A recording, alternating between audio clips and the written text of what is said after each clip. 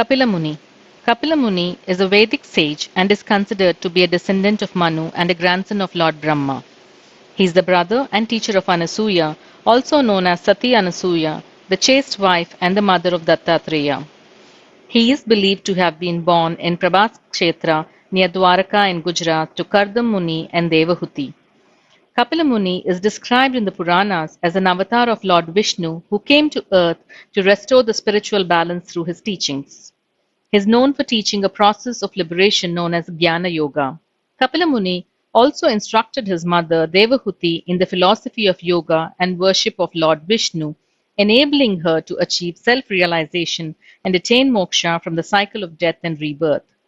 Kapila Muni is also mentioned by Krishna in the Bhagavad Gita as the greatest of all perfected beings. He is the author of the philosophical system known as Sankhya, which forms an important part of Bharat's ancient philosophical heritage.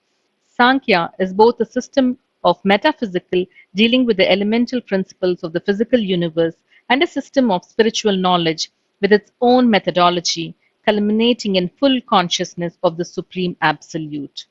The term Sankhya literally means to count.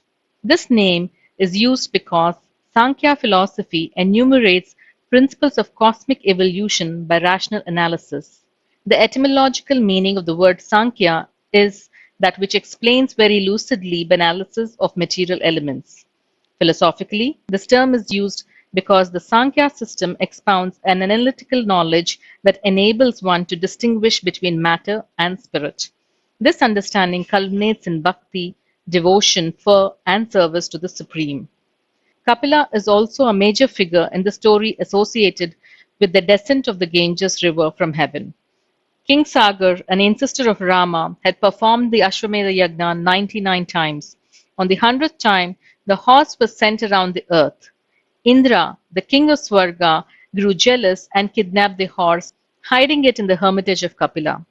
The 60,000 sons of Sagara found the horse and, believing Kapila to be the abductor, assaulted him.